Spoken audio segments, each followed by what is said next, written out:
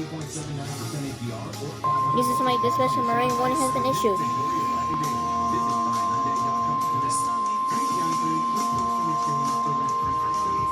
The following is a special marine warning from the National Weather Service. The area.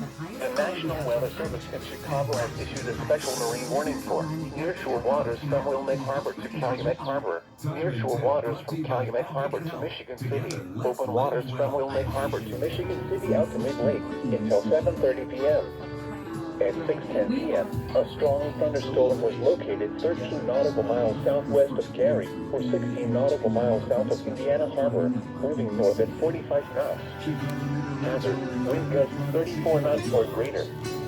Source, radar indicated. Impact, small craft may be damaged and briefly higher winds and suddenly higher waves.